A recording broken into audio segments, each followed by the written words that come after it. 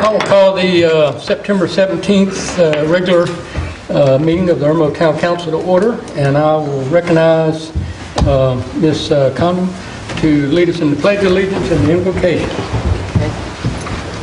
I pledge allegiance to the flag of the United States of America and to the republic for which it stands, one nation, under God, indivisible, with liberty and justice for all.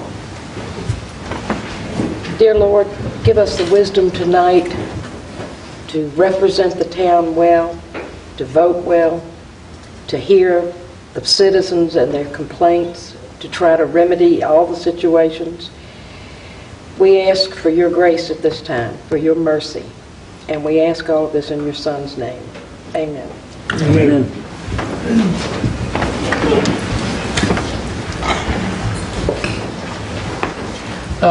Next item on the agenda is the reading of the minutes from August 20th. Is there a motion for approval? So moved. And is there a second? Second. And any discussion?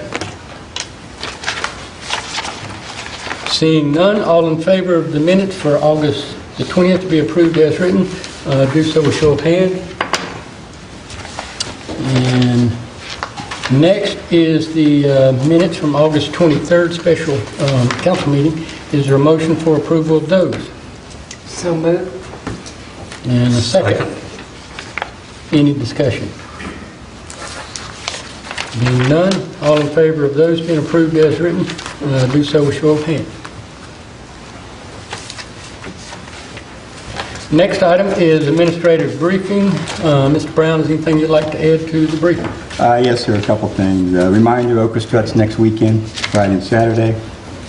The Election Commission has canceled our November 5th election. There were no write-ins, and the only two candidates were the two incumbents. The Fresh Market meets this Saturday. They also want to have a Christmas market on the 7th of December, and they would prefer to stay in this park. Does council have an objection to that as opposed to the new park? Okay. And congratulations to Ms. Stanley, who is a recent graduate of the Municipal Association Municipal Clerks Institute. My understanding is there's only about 40% of clerks in the state that are certified. Here. Amen. Thank you. Good. So we got to pay them the money now? Should. We'll look into it. Okay. Trying to get you a raise. Any questions to Mr. Brown on the administrative briefing? Yeah, on the sidewalk grants, you have a memo here saying that all these sidewalks that we got on that memo from the you to us. Yep. Says currently we're short 20,000 on the Eastview sidewalk. What's up with that? We got that fixed, or we're still short? Yes, we're going to use the money that we have. We have a credit of almost $46,000. We're going to take money out of the credit and use that to offset and get Eastview and College done, because that'll be leading into the new park. So they're going to... That's what I was getting at. Yes. It's not kind of... No, their plans are already done. They fitted out once. That's when they found out that it was underestimated. And they're planning on rebidding it out in October. How many were underestimated? All of them. Well, these are 3 years old. These grants were approved 3 to 4 years ago, and times have changed, quantity, prices have gone up. The engineers back then, Dennis Corp, they had good prices at the time, but the economy was in a slump. Now building is picking back up, prices are picking back up, materials more expensive. You can't hold them to a bid you had 3 years ago? Not to an estimate. Not 3 years. No. So we're stuck with whatever the low bidder decides that they want to do the project for now. So. And in that same regard, I had a call from Mr. Dennis this week, or last week, no, last week. Okay. And he just wanted to know if he could come to one of our meetings and address some of the issues on that. And I told him that was fine with me, but I wanted to check with everybody else and see. And I told him tonight probably wouldn't be a good night, but he wanted to know whatever the next meeting is in October. So if you might contact him, I'll let him know. That's fine. If you got a way to save us money? I don't know. He just, I think there were some concerns about the the thing that went out and some other stuff, and he wanted to kind of explain some of that shortfall, so to speak. And I told him that's fine if you want to. And we may have to bid that stuff out again, or just agree to pay the difference. Well, that's what we'll discuss later when it actually gets time to decide if we want to contract out to do whichever. But we're okay with East View and College, just so you know. Okay. Any other questions? Next item, let's see, administrator. Next item is receipt of communications. I'm going to ask councils to oblige something for a minute. At our last two meetings, we've had a couple difficult meetings, so to speak. And I just wanted to address something that might help us in the future. One of the things that came up was Robert's Rules of Orders. And in the book, Robert's Rules of Order, section LI and LII is just a simple, what they call a parliamentary basic principles of having a good meeting. But it talks about the rights of majority, the rights of minority, the rights of the individual, of the absentees, and that just kind of goes over people who aren't at the meeting, that we should still try to honor them if they're not here, as far as if there's an important issue that maybe one of them would like to address and they're not there. Now, some of this stuff isn't real applicable to our town, because we can't bring up stuff at a meeting, where some meetings you can just bring up stuff and vote on it while somebody's not there and try to go through.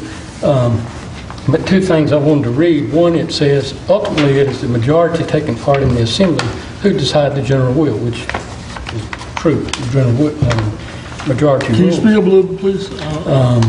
But only following upon the opportunity for a deliberative process of full and free discussion. Basically, what it says is, yes, majority does rule, but at the same time, minority gets to speak their case, and they have every opportunity to try to convince everybody else of whatever it is the discussion is about. Each individual has the right to make the maximum effort to have his, her, or its position declared the will of the assembly. And on the last page of that, it just says, the application of parliamentary law is the best method yet devised to enable assemblies of any size, with due regard for every member's opinion, to arrive at the general will on the maximum number of questions of varying complexity in a minimum amount of time, under all kinds of internal climates, ranging from total harmony to hardened or impassioned division of opinion. And basically it just means if we'll stick to the Robert's Rules of Order, we can go to the meeting quicker than if not. Two things I want to address, and I'm going to change it up a little bit from now on, the way we do things. Our ordinance, and also the Robert's Rules, does say that each member shall avoid all disrespect to council members, can make a motion or address, but he sure first must be recognized. So I'm going to stick to that, myself included, because I know I will interrupt people as they speak. But what I'm going to do is, whoever makes the motion, I'm going to recognize them first. Whoever seconds, I'll recognize them, and then go through the other council members. In a typical type meeting, the mayor or the presiding officer is supposed to be more impartial, therefore letting the other council members go. And then when the presiding officer goes, they know that's the end of round one, so to speak. According to Robert's Rules of Orders, we are allowed to speak twice in 10 minutes each time. We don't always do that, and I don't know that that's 100% important if other people want to speak a third time or a fourth time. But according to Robert's Rules, we're supposed to have a majority vote if we want to speak more than twice. But I think the gist of what we need to do is speak in turn, be recognized, and then when you're through, then we'll know you're through and the next person can speak. And I'll speak last, and then that'll kind of let us know round one is over, and then we can go to round two if there's a need for round two. And in regards to, and I think in some of the little pamphlets there, in order to call for the question, you can call for the question anytime, basically after everybody's spoken twice. But according to that, you're supposed to give both sides an opportunity to speak and then address anything else anybody else has said. And then only after stuff becomes, I don't call it repetitive or dilatory, but you do have to be recognized in order to do that. But the main thing, I think, is if we will try our best, and myself included, to allow others to speak, and then when they're through, then we'll, and that way it might be a little bit quicker for us to go through this without some of the heartache, headache, or whatever, and just have a quicker, shorter, more enjoyable meeting for all of us combined. Saying all that, is there any other receipt of communication? Yeah, I have something from Palmetto Health. The memorandum of understanding we signed last at the special meeting, we signed a copy, sent it over to them. They looked it over, their attorney got with Jake, Jake sent it back to Jake, Jake sent a copy to me, and we're at the point now of sending invoices to get the money. So if there's no objection, I'm going to sign this again with today's date on it, the MRU that we agreed to, and accompany that with an invoice for $12,000. We can send it out tomorrow. And send it out tomorrow. For the people here, we received $120,000 from the Palmetto Health Hospital for the amphitheater in our new park, the community park. They wanted to have naming rights in our amphitheater, and they said that for that naming rights, they will pay the town of Irmo $120,000 towards the construction of that amphitheater. So I think this is a good thing. We all agreed to the terms of the naming rights, and we're going to have the paperwork done hopefully by the next meeting. And as soon as they get a check in hand, then we'll have a big presentation where it'll be in the paper, and hopefully the news people come out again and film us getting a check from Palmetto Health for a large sum of money to help us with our brand new community park. And I think it's a compliment to the town council for their diligence and for all the hard work that Jake has put forth, and of course Palmetto Health for coming up with the money. So thank you very much, and I'll sign this and get it to you at the end of the meeting. With no objections from council. Okay. And any other presentation or any other receipt of communication? Seeing none, next item on the agenda is presentation by citizens. This is where citizens can come address town council on anything that's on the agenda tonight. And there's some annexations on the agenda and about 4 other items. This is not the time to speak about the dog issue. That's not on the agenda. It can be done at the next presentation of citizen, which is later in the meeting. But this is for discussion about items that are on the agenda. Anyone who would like to address Irmo Town Council on anything that's on the agenda? Mr. Mayor, I want to point out that we do have an item on the agenda for contracting Animal control. So that may be in conjunction as a result of what some of these people from the dog ownerships. Well, we have on here for approval of contract. If somebody wants to speak on that contract, yes, that has to do with animal control.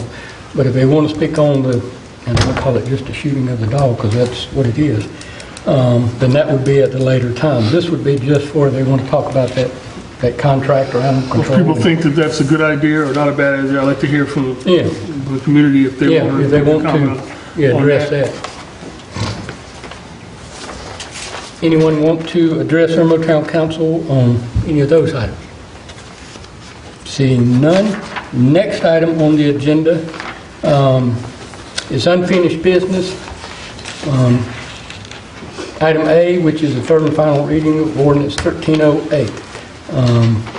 And just for the record, we can give that a final reading, vote on it up or down. We can not, we can let it slide. Just whatever council wants to do. If there's no motion, then it'll die. Is there a motion for third and final reading? So moved. Is there a second?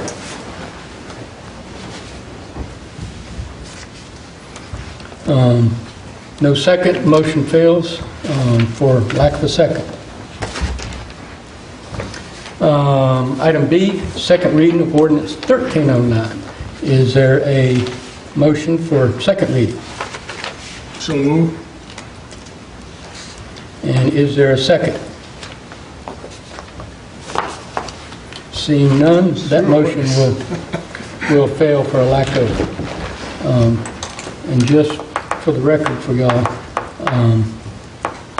one of the ladies I have spoke to, I had Bob draw up a petition with 4 properties on it, not the apartments, but the 4. The 2 little ones, the 2 big ones. I'm gonna give it to her. I'll call her and let her know. If she comes pick it up, she'll go try to handle it. I told her I'd help her if she runs into help, but if the 4 come back, then we'll do that. Farther down the road. Well, so 2 little ones up And the where the contract. boat place is, and then there's a little construction company, Okay. contract construction or something. Okay. And let's see, next item is new business. Item A is approval to release the bond on Rose Oak. Is there a motion for that? So moved. And is there a second? Second. And any discussion? Well, I think it needs explanation. Rose Oak has been developing that area for some time, and they have posted bonds on several different occasions to make sure that certain portions were completed according to plans. They have always met those. They post a cash bond with us, and it's our policy that once the work is done, we refund the money. And I look to the town administrator to say, Work is done. work is done satisfactorily. Well, the infrastructure is in. They're still Well, selling lots. Right, yes. they're still selling lots, but what we held the bond for has been completed. Correct. Then I, again, would second releasing the money to them. And the only question I had is, I think the letter we get came from the builder, Moore Group, is that right? Does you go out and look, or does the engineer from, say, Richland County, Lexington County, do they go out and County sign off engineer on it goes then? out. County, Okay. yeah, They've verify the basically gone roads out are and built looked at it. and the water and sewer are put in. According to their inspections and That's everything. all Richland County. Okay. Any other questions? All in favor then of the approval of the release of the bond to Rose Oak, and I think that amount is $43,681.25. Do so with show of hand. Next item is the approval to purchase a kiosk for the community park in Irmo in the amount not to exceed $15,000. Is there a motion for approval of that? So moved. And is there a second? A second. Any discussion? I think, I'm sorry, it was your motion. Yeah, Bob has got some pictures of different kiosks out there that I'd like to see added to the amphitheater area. And what the kiosk does, I think it enhances the whole park amphitheater setting in that you have a menu board up there where you can actually post what events are going on that week in the park, or what events are going on the stage that weekend or whatever. It's something we can control, something that's very nice and ornate and it's lit. And you got a couple examples there. I don't know if you remember seeing that email, but We'd handed Bob's it out a got- couple meetings ago. yeah. Bob's got a couple of very nice. I mean, we can pick one. I don't think it'd be $15,000. I think it'd be more close to $7,000 because they got the infrastructure already in there.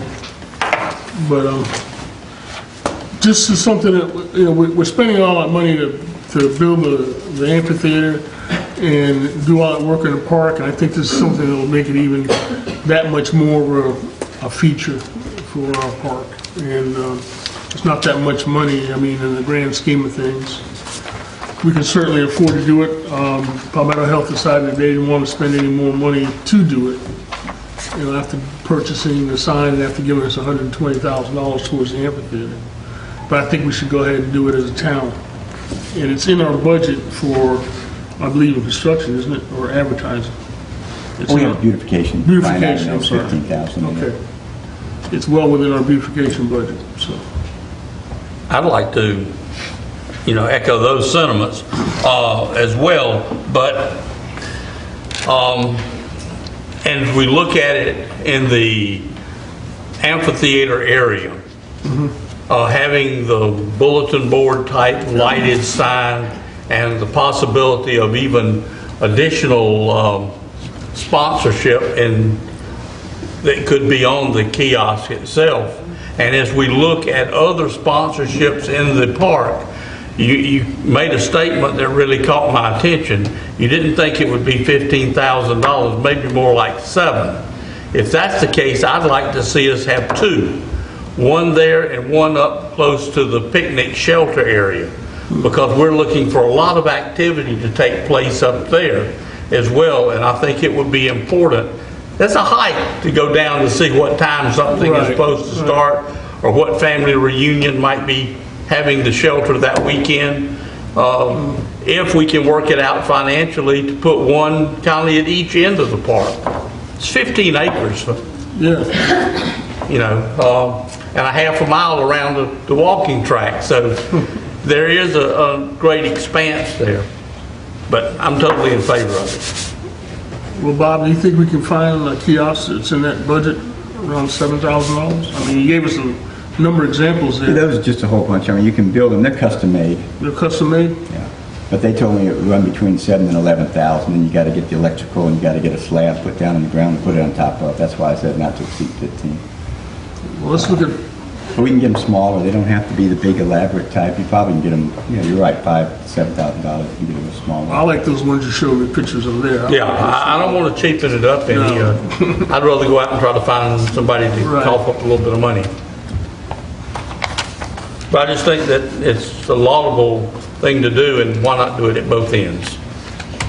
Are we early on this? I mean, do we want to wait and see what the park looks like before we pick one? I don't think we have to say start on it right now, but that is in the plan. Well, the rough electricity work needs to be done now. We don't want them digging up the road and concrete to run an electrical wire. I'm not I sure. think we can get it donated. If we can get it for a reasonable amount of money, I believe we can. What, get the Sign, kiosk donated, or? that would make me happier. Well, I'm thinking with a little prod, we can get the Irmo News to donate a kiosk or something. And the state newspaper. The state newspaper, they're both media, yeah. I mean, I don't see why we can't. We can get them in a bidding war and There we go. maybe throw the new media in there too. Get Oh, yeah, WIS, that's right. WIS, the LTX, you know, they'll want to get their name on there. This is for posting paper, poster board, it's not electronic, is it? No, it's the Like a glass electronics. door in Behind it. the glass door. Yeah, So behind the someone's got plexiglass, so you can yeah. Constantly change those Right. items. Yeah, somebody would have to go out and put on there what's going on. Right, keep it updated. Well, if that's what council wants to do, what I'll do is I will try to find something in the 7,500 range each and scope it out and bring you back an exact model of what we would be looking at, and you can vote on that at a later date. And the only two concerns I have, one is kind of, as Kathy said too, if we have it, it's good. If we don't have it, I don't know that we're missing anything this year. Now, maybe next year, by the time it gets full and active and going and going and going, then it might be something that's more beneficial. And the only other thing too, I can't remember which one, it maybe mentioned the naming rights or whatever. Are we going to see someone come back to us here quickly and say, hey, they want to put their name on this too for the same 12? Or are we going to do it separate to where somebody would have to pay extra to get on that? I don't know. But if we're talking If about they're on two news, for a reasonable amount of money, Yeah, I would think we could get somebody. yeah. Yeah, we're not If it's talking, $7,500, I mean, we're not talking another $120,000. No, we're not. well, if the But it gold wouldn't be plate, included gold in plate that orders. No. Okay. No. So somebody would have to pay us, or even them if they wanted, but they'd still have to jump back on again. There's still a couple of people that want to give us money. I mean, we have an opportunity to, not make it spectacle, but to make it a very nice, ornate feature in our park. And I think having two is even better. I didn't have one. I was just thinking about one, but two certainly. Yeah. Any other questions, comments? I'm waiting for you to tell me what you think. I think it's a great idea. Okay. But we also should post items on the internet Oh, as yeah. well. Right, on Channel 2 and Yeah. every medium. I heard Channel 2 is going away. Is that true? Why? I heard that. Okay. Why is it going away? Something changed in Time Warner or something changed, and they're not doing it anymore. It's in our contract. I'll address it later. So, all in favor of the approval of a kiosk or two kiosks not to exceed $15,000, do so with show of hands. All opposed? You're against that? Yeah, I don't want to spend no more money. I'll be back with you before we spend any money. We're at 1.78, this is going to put us at Even if somebody 1.8. else pays for it, you're against it? No, somebody else wants to pay for it. Yeah, we might get that donated, so don't put that on your list. Next item is approval to establish an electronic recycling program within the town of Irmo. Is there a motion for approval? So move. And is there a second? Second, to discuss it. I think, finished reading the motion. It's whereas the town pays the recycling cost. I know that Richland and Lexington County, a couple times a year, offer recycling. And we've had one in town that was sponsored, I think, by the town and Keep the Midlands Beautiful. I want to make sure I had that wording right. Keep the Midlands Beautiful actually sponsored it for the town. I don't know what the total cost is for that. $2,000. Is that a flat fee to, regardless of how much stuff is picked up? Or? I would have to defer that question to the Keep the Midlands Beautiful representative over here who can tell us that number. But I believe it's $2,000. And I don't want to cut you off, No, Councilman, but let me tell you where I'm coming from on this. Okay. I'm using myself as an example. I have a garage full of old televisions, black and white TVs that they work fine. I have a 286 computer with a color monitor that works fine, but it's no value to me anymore. I try to give it away and people laugh at me. What are you going to do with this? You know what I'm saying? And it's nothing wrong with it, but it's just no value anymore. I could take it to the back of the Kroger and dump it in the dumps in the middle of the night, but that's illegal. And I wanted to try, I wonder how many other people are in the same situation that I'm in, that have old electronics that you want to do the right thing, take it to a recycling place or throw it away. And you're absolutely correct. Lexington County and Richland County has a drop-off site in Lexington County or Richland County. Well, guess what? I live in the town of Irmo, and I thought that we could do it once a quarter, once a month, whatever frequency we can establish. Have a electronic recycling day, just like we have the Keep the Midlands Beautiful cleanup day. And specifically designate, this is a day that we're going to have electronic recycling for our town members. And say you have an opportunity to bring those old televisions and computers and things that you don't want anymore, and instead of throwing them in the dumpster behind Kroger or wherever, don't do that. But instead of doing that sort of thing, take them here and we'll have it properly, tossed away. Now, I was talking to Ms. Black, who is the director of the Keep the Midlands Beautiful, and she informed me that there is a company that would come and do that at a free of charge. Is that correct? Ms. Black, could you come up here for a second? I'm sorry. Jackie Buck. Sorry about that. Jackie Buck. Ms. Buck, thank you. Could you said it was a company that would do it once a quarter, or is it once a once a year or something? Or? Irmo's Beautiful has been working with the town of West Columbia, City of West Columbia, on a e-waste recycling. And I have contacted a company through our associates, Keep the Midlands Beautiful. We partner with a company called A5 Processors, and they have come to West Columbia twice. Actually, their second time will be on October 19th. And they will do it free of charge. And they also will come, they'll set up, as I was telling Councilman Walker, with the box truck, pallets, and people will have a drop-off site, just like we did with the town of Irmo last November, which was very successful. And we're happy to do another event in November for the town of Irmo again.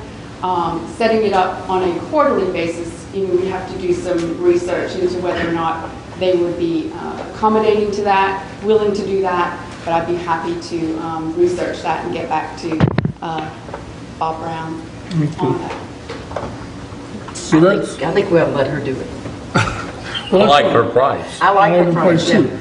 Well, that's what I'm saying. I think we can coordinate that in the town of Irmo and restrict it some kind of way to be for the town of Irmo residents. I mean, I'm not looking for everybody from Columbia or wherever to come and dump all their electronics out that day, but I'm looking for specifically the folks in the town, like myself, that have a number of things they want to get rid of out of the garage and take it down into this day and do it. You know, that's why I'm saying. If we do it once a quarter, you're saying? I can research to see if they'll do it once a quarter, but I would suggest that if you are going to do it, I would open it up to the residents of Lexington and Richland County that combine into Irmo, because if they're out here, they want to get as much material as possible. Oh, okay. Worth their while. So I wouldn't restrict it to just the proper town of Irmo. I would open it up to Lexington and Richland County and let them all bring their recyclable e-waste material to you. Because it's going to be absolutely no work to you. I normally get volunteers to come out from the Department of Juvenile Justice. They come out and will, grab things for everybody out of their trunks, and it's pretty painless for you. But I have not researched to see if they would do it once a quarter. I know they'll do it twice annually. And this includes tires too, or just? Tires is a different vendor, but I have Okay. a contact there, and if we're going to open it up for that, it would not be any extra work to find out, if we could get a tire vendor to come that day too. You want to make it a one-stop shop. Well, I like to pursue that. I'd like to direct Bob, if council agrees, to pursue that with Miss Black, Yeah. Buck, Miss Miss Buck. Buck. Why did I get Black Jack from? Buck. There's a real estate agent named Oh, Jackie okay, Black. sorry. Mrs. Buck, I want to direct you to work with Mrs. Buck to coordinate that, and if we can do it, at least do it once for this quarter, and then maybe on a frequency basis, put something together, and then we can publicize it through Channel 2 or Irmo News or wherever, state paper, and say, hey, this is the recycling day for electronics and tires, so that we don't have to have a situation that I've seen people dump stuff in the back of Kroger dumpster or something like that. Councilman Walker needs to clean out his garage. I think next quarter will be okay. Before December 31st, we'll work on something. Okay, thank you. This quarter ends in 2 weeks. Thank you very much. Okay. Thank you. And I would, as long as we can get them to do it for free, open it up to everybody that we get. If they're going to charge us, then we may have to figure out how to define it to only. Well, if it's a small charge, I mean, we can come back to council with it. Yeah, if it's small. Now, I think Advance does something too, but I think they also charge as well. But I don't know if they do house to house or door to door, what you call that. But that guy Hardy We haven't used them Horn yet, or whatever did tell me that they provide that in some municipalities, but it's a... Well, see, scrap metal is different. Now, refrigerators, Well, I'll he's take talking that. about electronics. Yeah, oh, they do? But Okay. they're a business too, so they're going to charge. But they may be able to pick it up, I don't know. But that'd be something to check into and just get an idea from them. I'll call him. Any other comments, questions? All in favor then of approval to establish an electronic recycling program, and where the town pays or the town doesn't pay? Or we're just looking both? We're looking into the freebie. Okay. Do so with show of hands. And next item is approval to contract on retainer with a private animal control company for on-call services. Is there a motion for approval? So moved. Is there a second?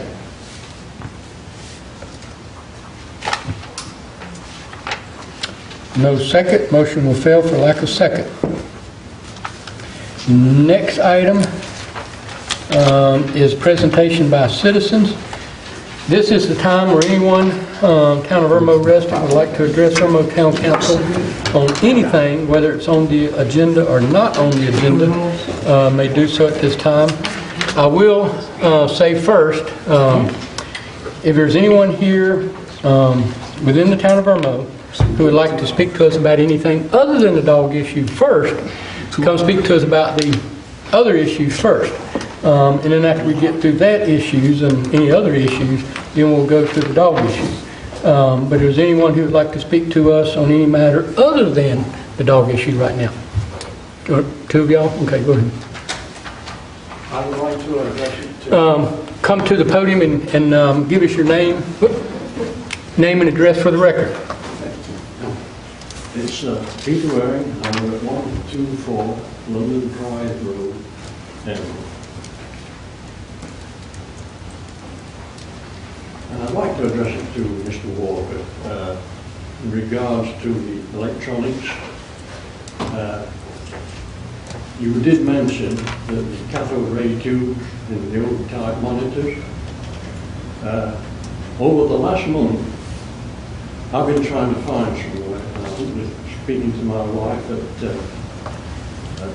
Sam's about this. I've noticed 3 cathode ray tubes at the TV, 1 monitor, out for the pickup. And they were picked up.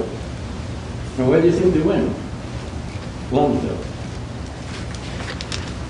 I don't know who's doing the inspecting, but that could be 4.5 tons of lead being deposited in our landfill. Also, are you aware that your fluorescent lighting is depositing 4 to 8 pounds of mercury in your landfill? So I think this is a really good idea if we can get some means of pickup. I had AT&T come out this morning and I said, do you know anywhere where I can deposit my old TV? No. He said, I've got some up in my garage. He said, I don't know where to send them. But they're going somewhere. They're going somewhere. And right. You know where it's going. Right.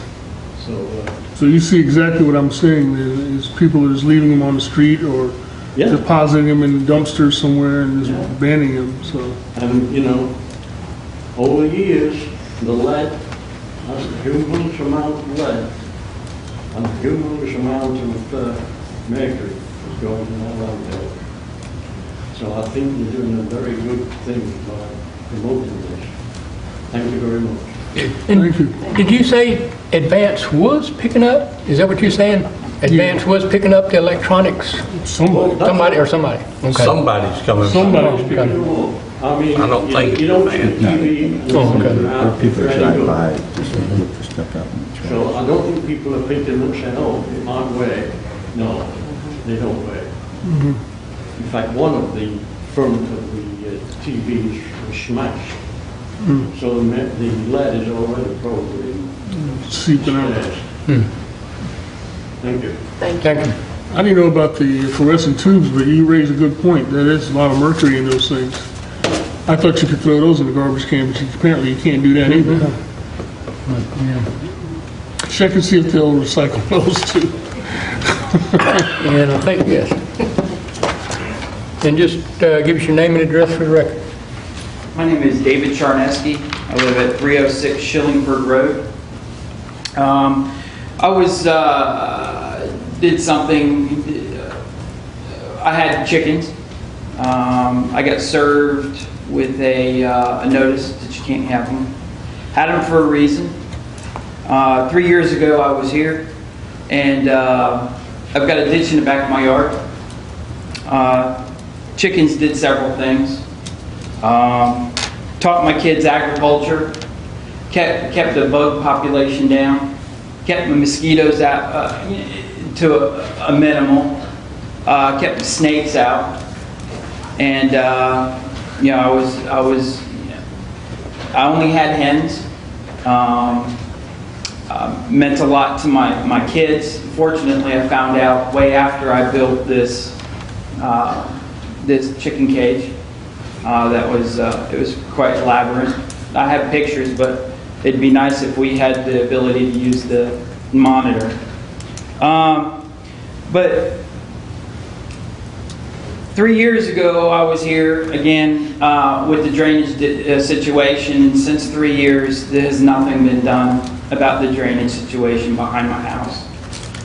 It's very overgrown right now, and now there's mosquitoes like crazy. I don't really know why I haven't been helped with that. So basically what I had to do is build a wall to keep my house from getting engulfed by water, if you will. And I had to improvise for several different reasons with the water situation, and the chickens was one way to keep the mosquitoes and the insects and the bugs and the snakes and everything else that lives in that creek behind me. But it'd be nice for if I can't have the chickens, then we need to do something about the ditch. We've all been out in my house. We've all fought with DOT. We all fought with DHEC. We all fought with the city, and the town of Irmo was there. Hardy was there. Everybody was there, and we got nowhere in 3 years. So I'm doing everything that I can to improvise on my end, yet I get served again for whatever reasons. And I'm really looking for one reason with the chickens. Why can't we have them? Lexington has a minimum of 4, but no roosters. Why can't we have the chickens? That's what I want to know. They're illegal. Illegal for what? In the town of Irmo, they're illegal. Why? Because they're illegal. Well, it's illegal for a reason. What's the reason? One minor reason is there are 2 neighborhoods in this town with deed restrictions against poultry, livestock, whatever. If we did a ordinance, we would be striking down deed restrictions, which I don't think we can do. But the town of Lexington can. And oh yeah, we could. I'm just not sure it's enforceable if we did it. Well, if we passed an ordinance, it wouldn't supersede a deed restriction, so people could have them in places that didn't have a deed restriction, and in places they did, then they couldn't. Well, it does make enforcement a little bit difficult.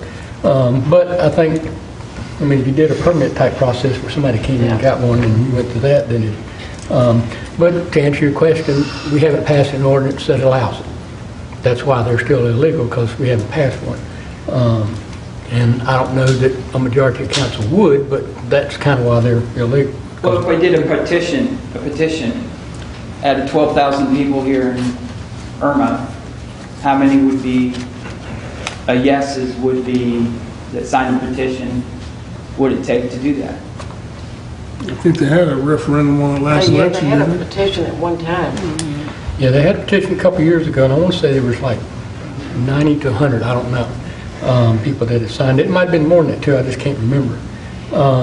But basically it just takes 3 council members to approve it. So whichever way you get 3 council members. Did you say chickens eat mosquitoes? They eat everything. They eat mosquitoes? They eat bugs, they eat everything, flies. I may have to rethink this.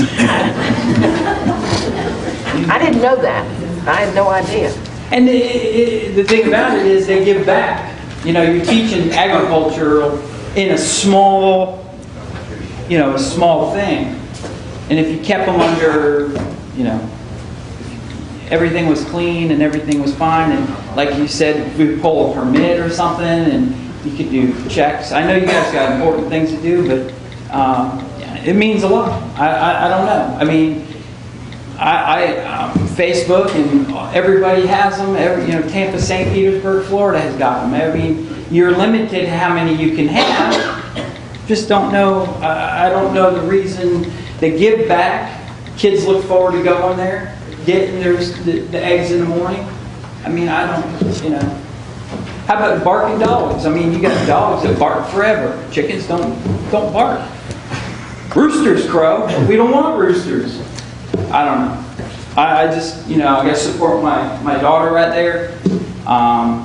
You know, thanks for your time on that. I'm here for the creek.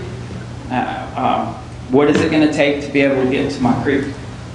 What's it going to take to be able to get to the foreclosure house that's behind my house that the grass is that high and there's snakes everywhere?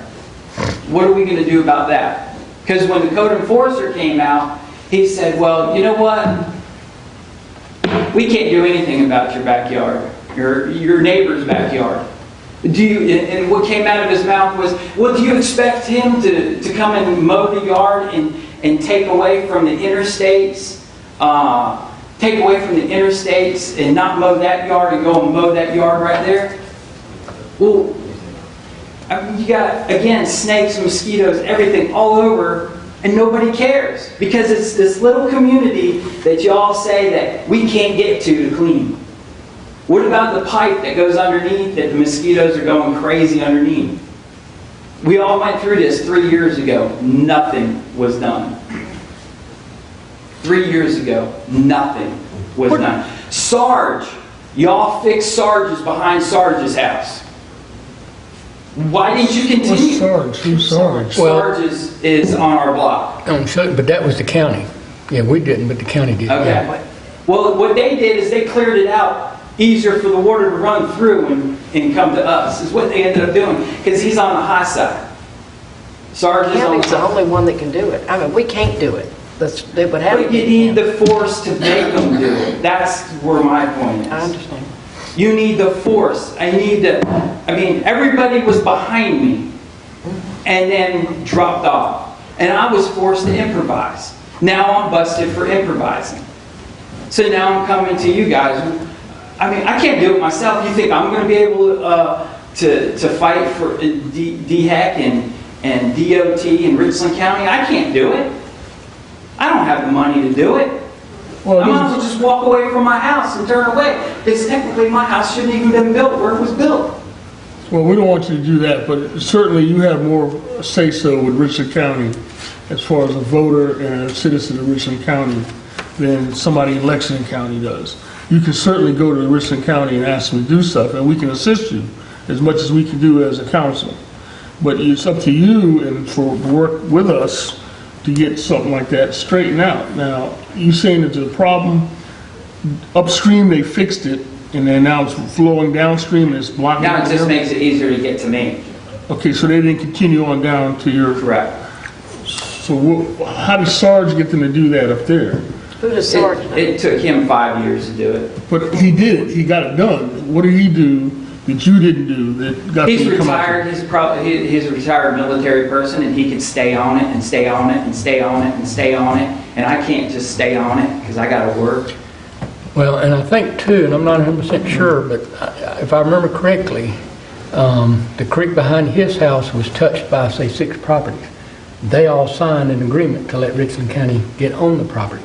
And that was one thing they needed at your place too, and I think they had said some They've people. got to have that. They Got to be able to do that. Then And I think we can that was- do that. that That's was no problem. one of their. Can't get behind my house, that property that's behind my house, because that's under foreclosure. Do you What's know the name address of of the that bank? house? Excuse me? Do you know the name of the bank or the address of the I property can't behind find it? anything. What's the address of I that? was wanting to buy it for my son, so we can join properties. And we can't figure out what bank or, it's not. It just says it's under foreclosure in the hands of the bank. Yeah. What address is that? Do you remember? I Is really it- don't. Is it, What is it, honey? 406. 406. and it's the Charney one Cross. right behind you, Mhm. not the one to your left? Right behind me. I thought somebody bought that house. Nope. Didn't they have a camper Scott there? had it, Scott had it, and, he went to jail or whatever he did, or, I don't know. And that's But it's been on Shillingford too. foreclosure since then. Mhm.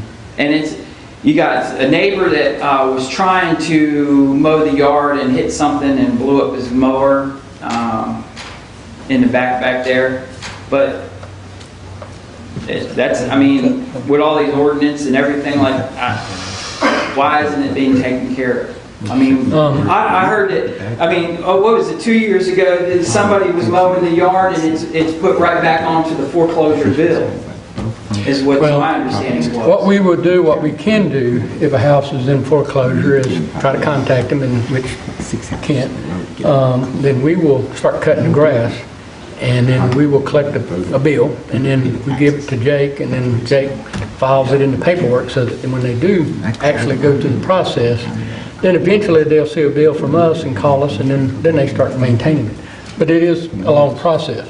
But we can go onto the property and start doing it, I think, after. And why the guy said what he said, I don't know. Bob can talk to Chief about that and find out. Yeah, whoever the code. But we can go onto the property and cut it if we determine that it's kind of in that limbo area. I had like I said, I had pictures of it to show you all what it looks like. But it'd be nice to be able to use the monitor.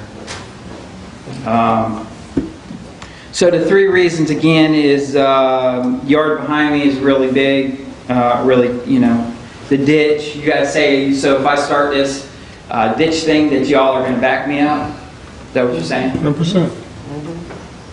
Okay. And again, the chickens, if I can get 3 of y'all to vote real quick, I appreciate it. How the chickens on that? Those mosquitoes are terrible. All right, thank you. Thank you. Anyone else who would like to address the council on any issue other than the dogs right now? And I don't see none. And what we would do here, remind everyone of one thing. Our ordinance allows people from the town of Irmo to come speak to us about any issue. I do not myself personally have a problem with someone who's not in the town of Irmo coming to speak to us in regards to maybe the dog issue or something, as long as council doesn't object, because it's not something that's in our ordinance. We do have a time for people in the town to come speak to us, but not people from outside of the town. If council doesn't object, we can have a couple people speak to us about the dog issue. However, I will remind everyone that our police has looked at it, our police chief has looked at it. They've made a determination that Officer Noel did nothing wrong. There's nothing that else can be done in regards to that. I can understand everyone's concern about it, and I think we all as a council can. But the issue was a dog was running loose. It had evidently done so multiple times. It chased a citizen, and a citizen called 911, and we responded. And I think from what we can determine, the officer did nothing wrong. But if y'all would still desire to speak to the council about it, as long as no one objects, then fine. And remember, it's 2 minutes, and if it's going to be the same old from everybody, then try to pick out who you want to speak on behalf of that. So, and the only thing we ask is give us your name and address for the record as well. So, anyone who would like to address Irmo Town Council on the dog issue, and I think the girl in the red, Ray, and just come to the podium and give us your name and address for the record. My name is Lauren Davis. I live right outside of Irmo at 25 Stonebriar Road, Columbia. I actually contacted Jamie, and she is with a group called Cops for Canine Compassion.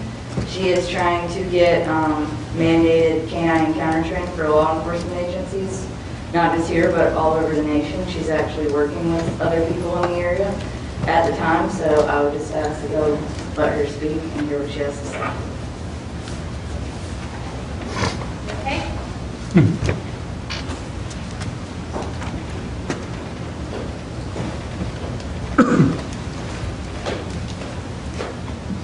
Hi, my name is Jamie Alfaro. I'm an Irmo resident, but I care.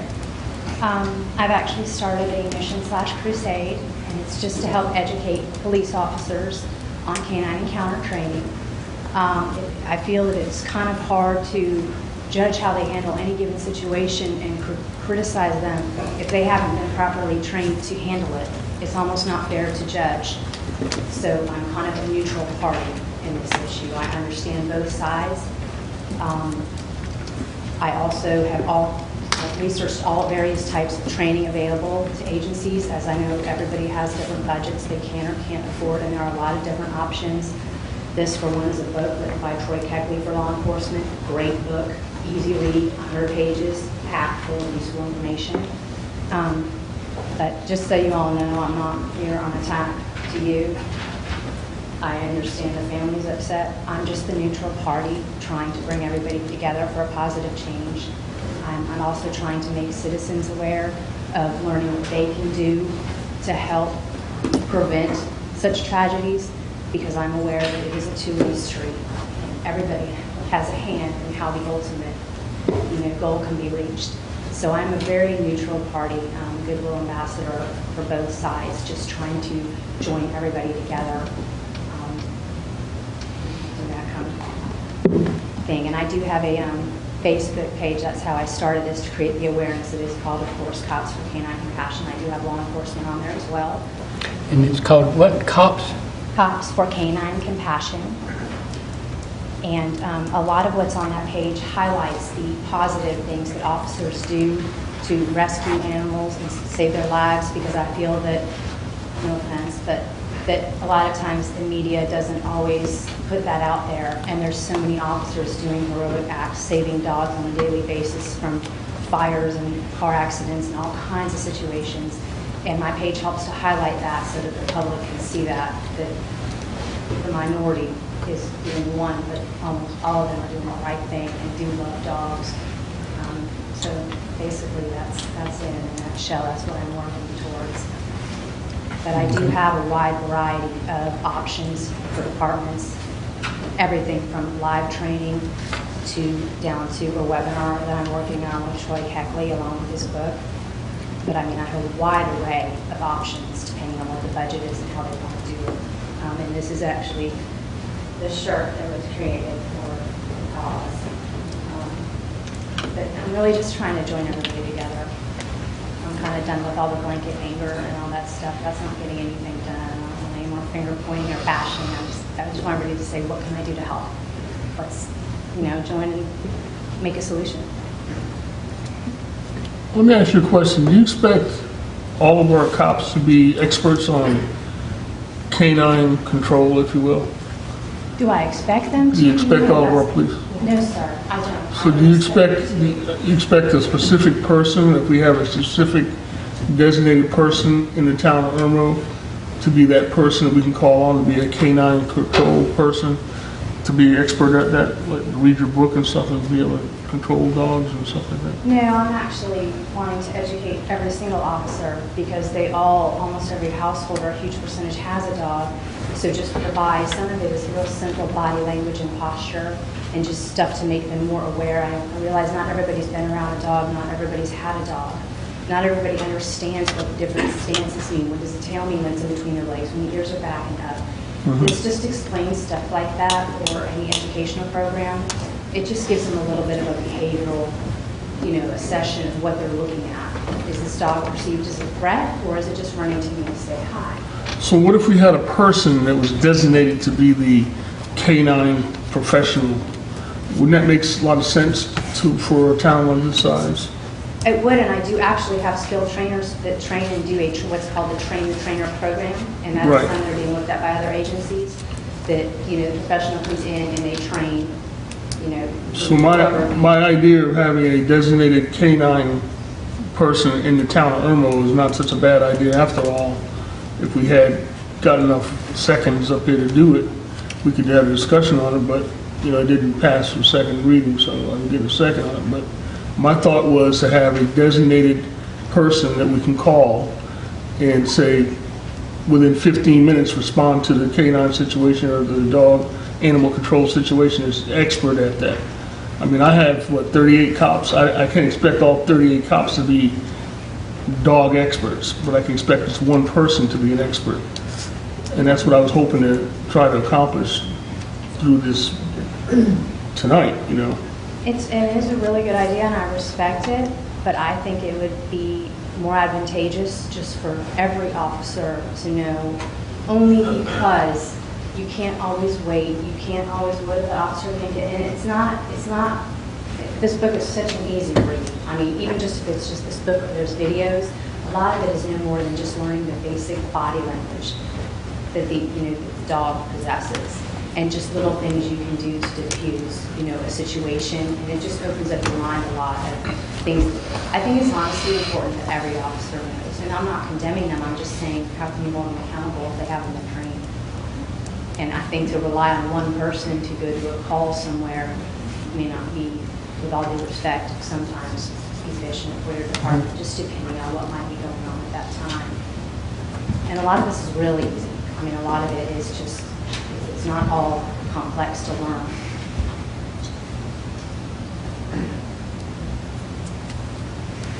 Other things, I know other agencies in the states are also starting to carry catch poles with them in the patrol car, but they obviously need to be trained to use them. I'm aware that most animal control agencies are happy to have police departments come in there and show them, because obviously they use them on a daily basis. They're happy to show them how to use them properly, and those can be a big help. There was an agency that did a big drug raid a while back. They went in, they knew there were going to be dogs there.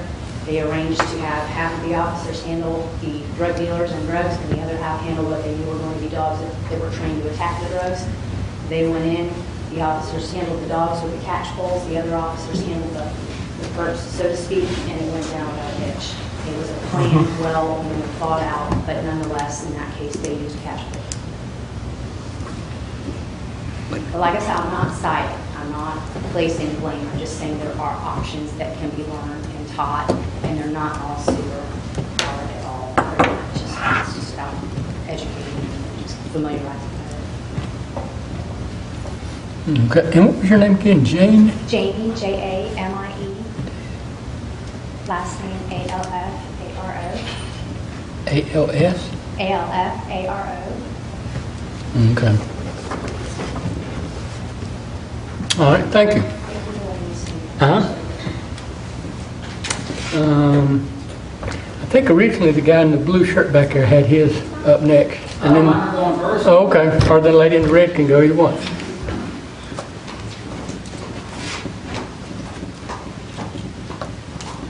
I'm Jan Davis, and Lauren Davis is my daughter, and we also live right outside of Irmo. And we did live in the town of Irmo for a good while, and I guess I would just like to clarify, what is the current policy for animal control in the town of Irmo? Do you call the animal control officer from Lexington or Richland County? Or I guess I don't understand the need for a Irmo officer if we are calling Lexington or Richland County. So If you were to call Richland County Animal Control from your home because there's a dog running or whatever reason, or someone from the Lexington side called, that'd be one thing. But we got a call from 911, Sure. which is the gentleman who's getting chased by the dog called 911, and therefore that's why we respond. Right. If someone in the neighborhood had called, say, animal control, or if that owner, or not the owner, but the jogger Right. had called animal control, Right. Richland County, whatever, then they would have responded. Okay. But because it was a 911 Did Officer Null call animal control for whatever county he was in at the time? I'm not sure. Before, or as he was responding, knowing it was a dog call? Yes. Yes, And what was their ETA? no time soon, Yes. evidently. Typically, I mean, I've called them before, and you're looking at an hour to an hour and a half, Okay, thank you, appreciate typically. it. But I don't know if that's, Okay, thank you. That's a county function, it's not Yeah. a town of Irmo function. Sure. Again, my thought was to have an Irmo person, Well, I think kind of like she said, you can't always wait though. I mean, right. well, not an hour, sure, that's certainly And we you can wait reasonable. 15 Can't wait on a 911 call either, so. The gentleman in the blue back there.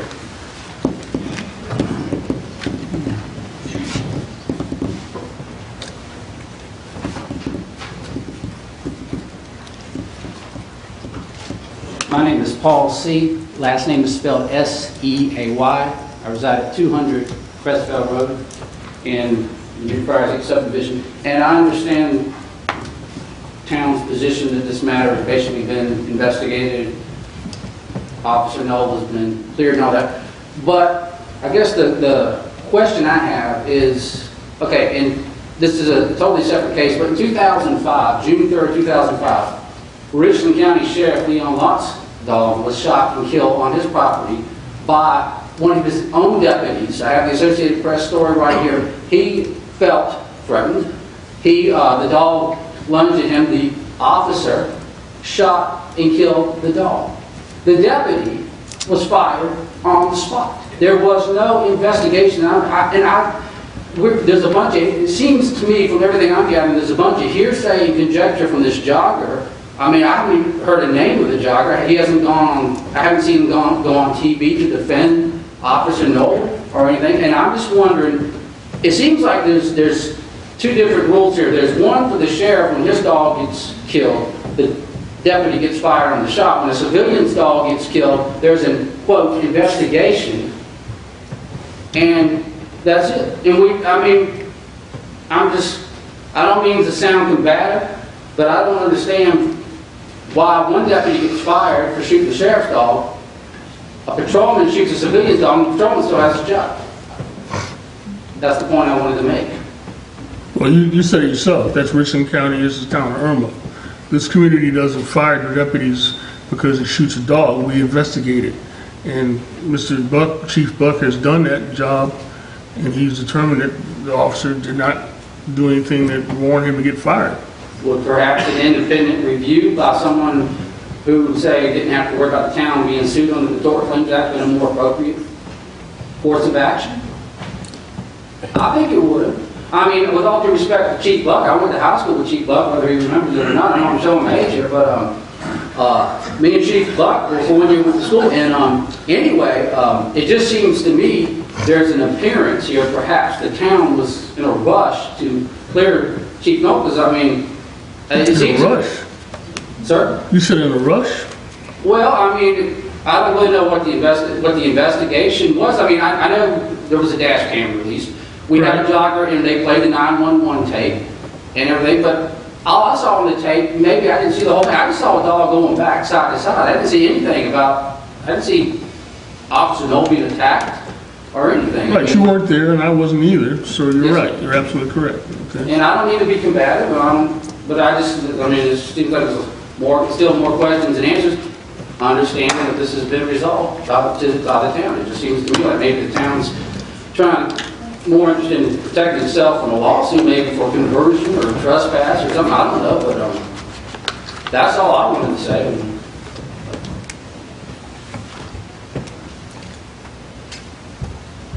I don't know if y'all have any questions for me. And this is actually a time for us to hear, but not really a time for us to debate or argue whatever. But yes, Well, that's all I wanted to say. Okay. Thank you for your time. All right. And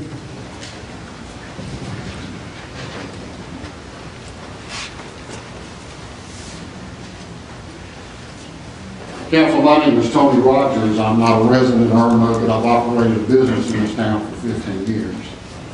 And unlike this gentleman before me, I'm lacking a lot of facts, and I'm only wanting to ask a few questions so that I can better understand what happened. First of all, what weapons does an Irmo policeman step on the street with at his disposal? Because I don't know. You got a .40 caliber, a taser, shotguns.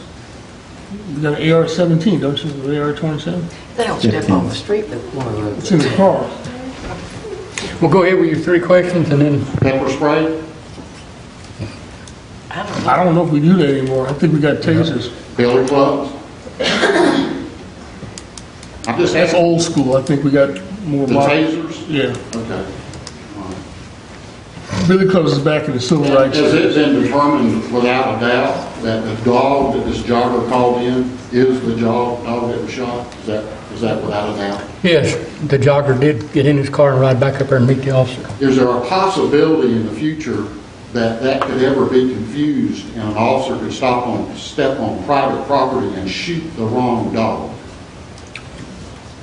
I think anything's a possibility in this world, but I don't think that was Does it not the concern situation there. council that this dog was shot on private property? Not out in the street where the jogger said the dog was at. The dog was on private property. Someone accessed that private property and destroyed an animal. Does that not upset council? And there were evidently, from what the questions I just asked, there were other means of stopping that dog should he have been a danger to the officer. And I wasn't there either. And maybe a gun was the only solution. But, I mean, can you not unholster a taser as quick as you can unholster a gun? I don't know if the officer was right-handed or left-handed. I don't know which he had available to him right quick. I don't either, but I wasn't there. There are a lot of things right now we're reading, unfortunately and untimely, about this situation in Charlotte. I don't think the two are alike. But a policeman put 12 bullets in a guy up there that was running towards him. You know, I don't know if that officer had issues or he just felt like that's what he had to do. But it really concerns me when we drop a nuclear bomb when maybe there was something else in our arsenal that we could have used. And I just wonder if council's concerned about the use of such force and if the council thinks it's necessary. If I jumped on you today and started beating you up and you had to grab something, I wouldn't do that to you, sir, but if I did and you had to grab something quick, are you going to think about it? Well, I can grab my gun, or I can grab my taser, or I can grab a pepper spray, or you're going to grab whatever you can grab. Mr. Walker, if I had a gun on me and you were beating me up, I'd drop you in your tracks. There you go. Okay? Was this officer injured or harmed in any way? He dropped the dog. So the dog hadn't even had a chance to put a scratch on him? He just felt threatened? I think, and you know, as we I'm said, just asking. I'm just we trying to can, understand. let me kind of jump in there real quick. And I think if Chief will correct me, but I think a Glock is what they carry. As far as any other weapon, I don't know that tasering a dog is a better outcome. We did that a couple years ago and everybody complained. I don't know what the situations were, whether they're the same or whether they were different. I don't know that the situation with the Leon Lott's dog was the same or different. You know, we don't know. We can spend the rest of our life second guessing and trying to figure out and come to some kind of conclusion. The situation boils down to a couple of different things. One, a dog was loose. We have a leash law. Richland County has a leash law, and there's a reason for that. We live in a subdivision, and most of the town is a lot of homes close together. Some dogs are very protective, more protective than others. Some dogs are more aggressive than others. Some are less. But this dog had been out chasing someone down the street. I'm not going to question or be concerned with whether or not the gentleman who was being chased was actually scared or not scared or making something up. He called 911, so I'm going to assume he was scared. I'm going to assume he was fearful for his life.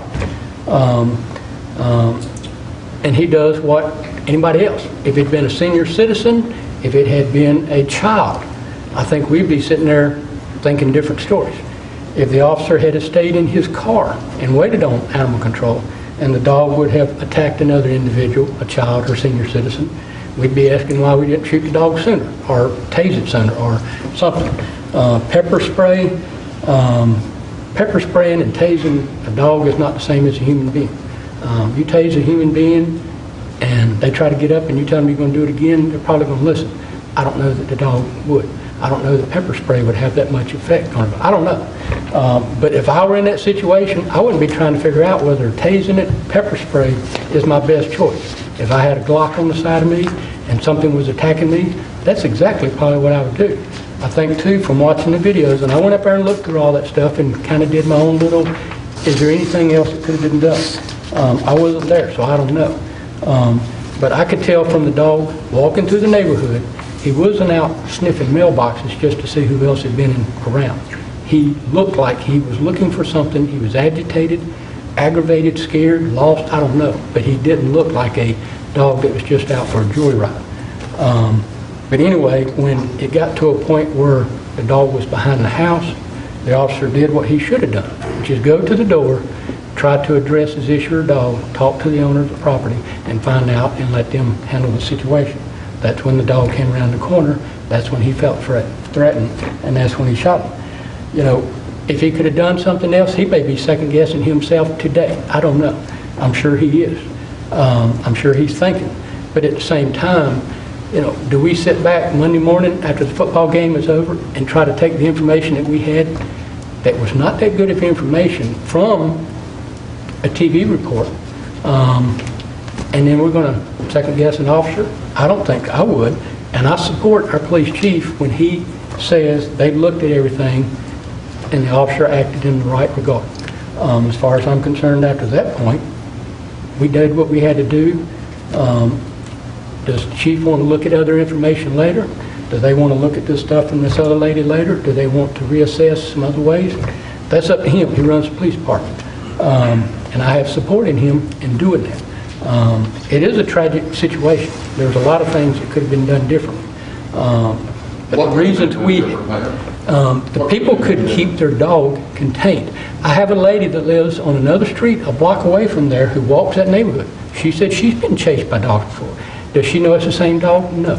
I've had other people that tell me the reason they carry canes when they're walking is because some people don't keep their animals contained. I think from my understanding that the people that lived at that home were charged also for another dog that was there that didn't have proper shelter.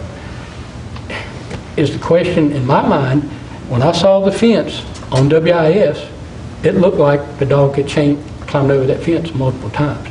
Is there something that they could have done to keep that dog contained? I think so.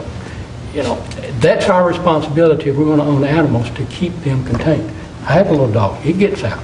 And I have to adjust my chain link fence gate every now and then, depending on his size and weight and all that stuff to keep him in there. I finally got him under control, but he has got out before.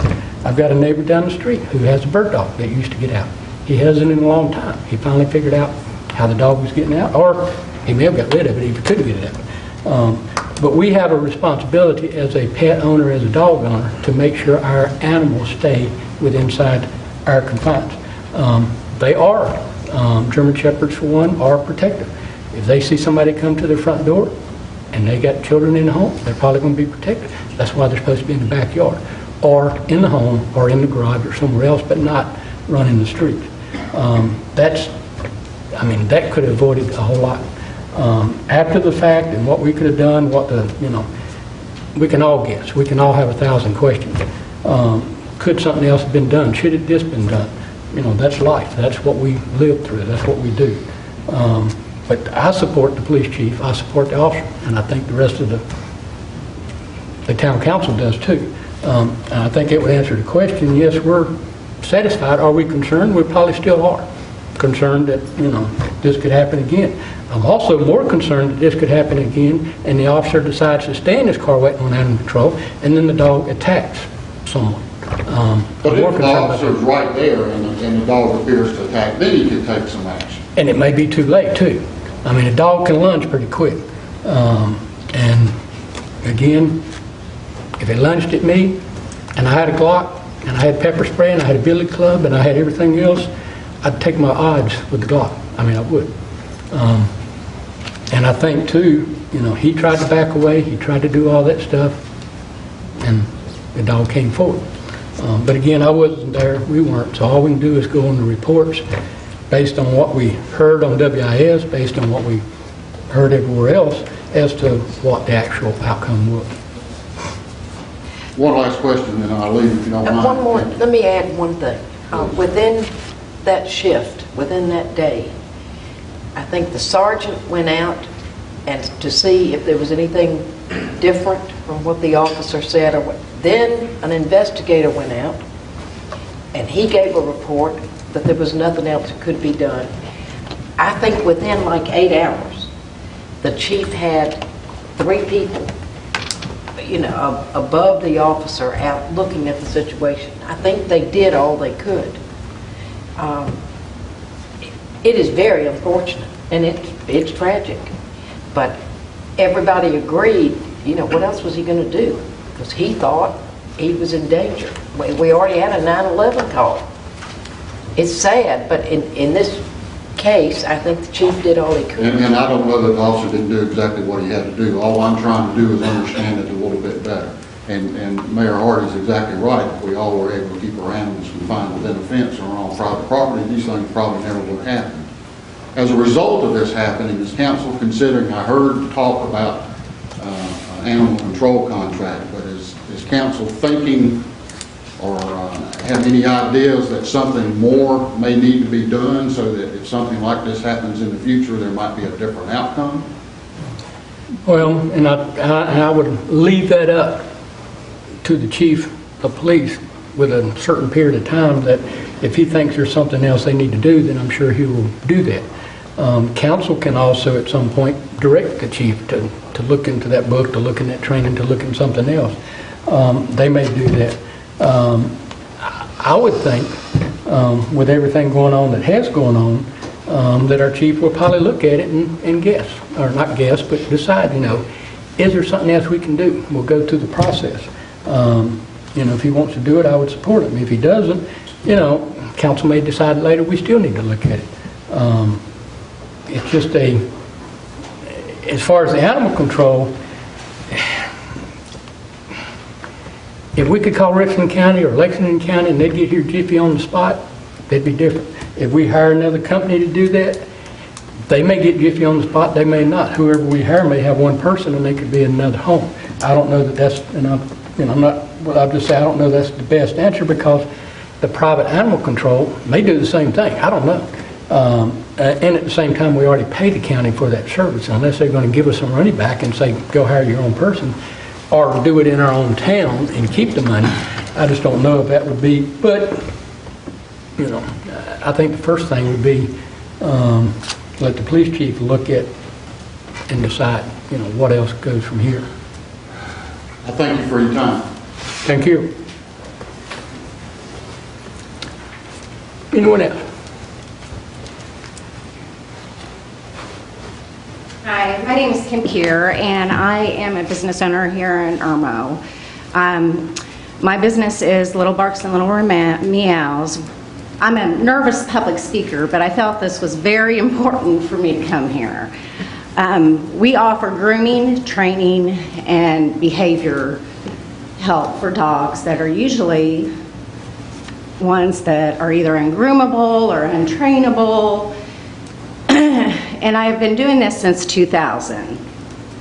So I have just prepared a brief statement, just because, like I said, I'm a terrible public speaker, so sometimes we must write these things down. Most of us choose to have dogs for similar reasons: companionship, a loyal friend to keep us alert and active, to work a job for us, herding, obedience, farm help, therapy, for many different reasons. This is very similar to what we ask of our civil servants, police officers, firefighter, and military.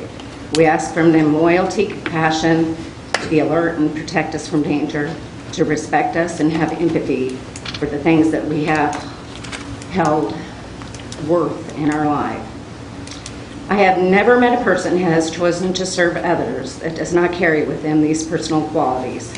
Our police officers, firefighters, and military have made a decision to give their professional lives in the service of their communities, to protect and complete their tasks without grand audience or great monetary reward, but simply because it what makes them the people that they are, much like our dogs.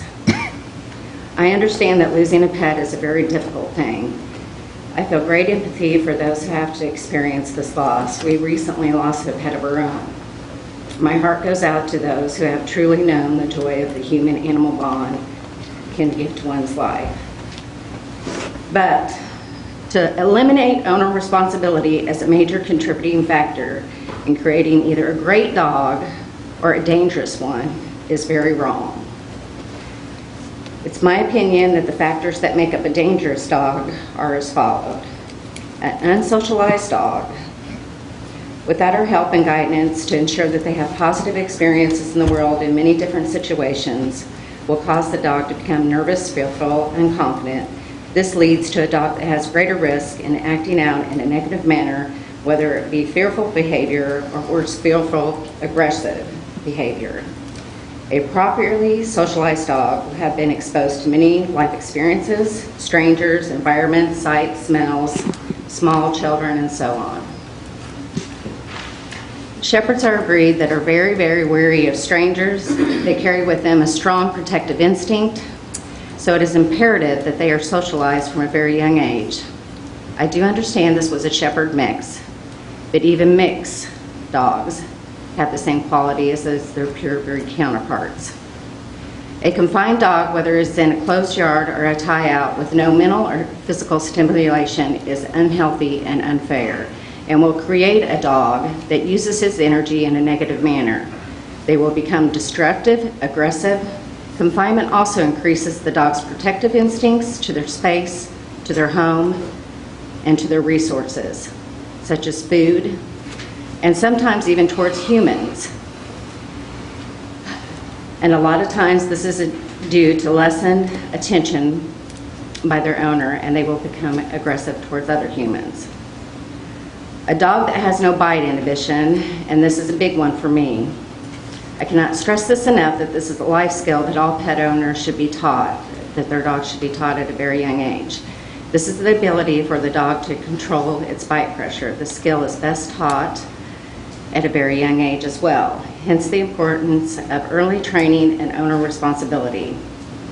It teaches self-control, and it teaches the dog that it is not okay to approach a human in a negative manner. In closing, it is our job as pet owners to train, protect, and manage and keep our pets safe, to provide them with the life skills to live in our human world safely. As this is a tragedy, I feel that this could have been a very different outcome with proper training, management of the part of the pet owners. Great dogs do not just happen. They require love, commitment, and a clear, consistent communication to what is expected of them by their owners. Thank you. Thank you.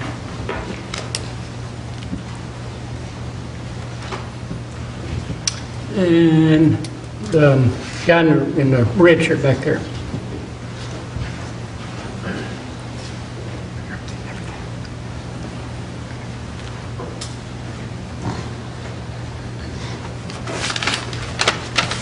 My name is Clyde Simmons. I work in the Irmo area, but I live in Chapin. I just have a quick question. Is the complete investigation available to the public view? I think so. People have to, Where yeah. can I find it at? Come out to police department, do an FOI request, we'll give it to you. All right. Thank you. That's all I'm going to Okay.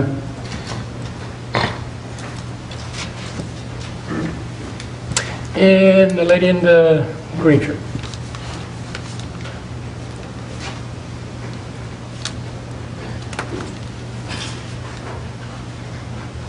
My name is Sarah McCutcheon. I live over in West Columbia. I know the family and the dog. Yes, I understand both sides of the view. I'm not trying to be disrespectful to you that just spoke. Just because you don't know the family does not mean the dog was not friendly, well behaved, or trained properly. Yes, the dog might have felt threatened, but that doesn't. I understand the officer's point of view as well. But there should be mandated steps to where you should not just automatically pull out your gun whether you're left-handed or right-handed. Taser should be the option first, and if the dog does not stop, then you should use another force method, not just, oh, gun, aggressive, let's do it. Like what the other guy spoke about, the deputy's dog that was shot by their officer. If any dog is shot, they should not be denied vet care.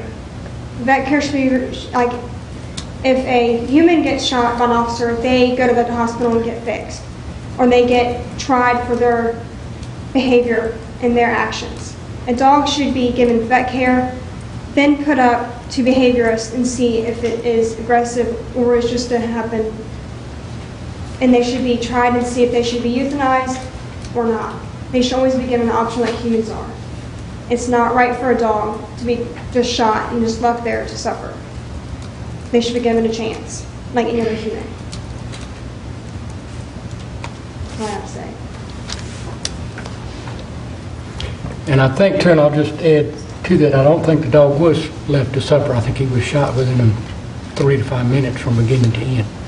But 3 to 5 minutes is suffering. Pain is pain regardless of time frame. Yeah, but he had to get permission, too, from his commanding officer to do, because he was shot twice, and then he was shot the third time. But a neighbor asked, can I take this dog to the vet? Should not have been denied. And I don't know that the dog was alive when she asked either. I don't know. I can't tell from the video, but I don't think, from what I understand, the dog was. But I'm not sure. I think, just like a human, they get medical attention. Animals should. Because I have a 17-pound dog. He's aggressive. Would you shoot a 17-pound dog or a chihuahua? What does a chihuahua do? Get kicked? Excuse me? Get kicked? A dog bite is a dog bite, yes. Pain is pain, yes. Human, dog or not. They should get help. Thanks. Thank you. And I think that... Again, my name is David Charneski at 306 Shillingford Road. This happened near my house. I'm for education of the police department. I think once you're a police officer, it doesn't stop there. I think continuous education is good for all police officers. So if something like this comes out for the police, I think they should read the book. I mean, you know, they're in a patrol car doing whatever they're doing. You know, sometimes they're waiting for a call or something like that. But it's a continuous education through our lives. Everything changes, and we learn from our mistakes. And was it a mistake? Probably. And when you're going to a call, shouldn't you prepare for that call? You know, if you got different things. I'm not sticking up for anybody. I'm just throwing something out there. It's preparation and education. That's what I'm up here speaking for. Preparation, education. There's nothing wrong with going to class, and continue. I gotta learn my job all the time, and life changes, and laws come out. So it's always an education thing. Thank you. Thank you.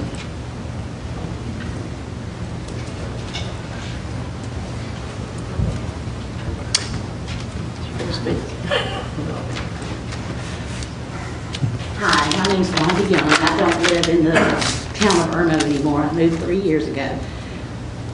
I am also in very big favor of education. I work in the medical profession, but we are given education on things that have absolutely nothing to do with the medical side. We're taught billing. We're taught in different areas, not expertise, but have an overall understanding. And that's all what everyone wants, an understanding.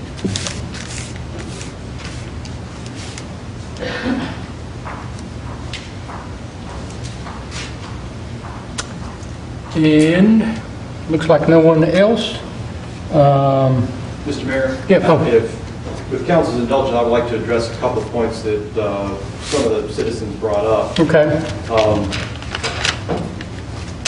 Some primary differences between what happened on Charlie Cross Road and what happened with Sheriff Lott's dog. Sheriff Lott's dog was secured in a gated, fenced backyard. The deputy went into the backyard to check the property while Sheriff Lott was on vacation. The deputy shot the dog because the dog was aggressive towards him. Therefore, the sheriff had taken care of his dog like he was supposed to, and that was the circumstance for that shooting. As far as trespassing, the officer was where he had a right to be.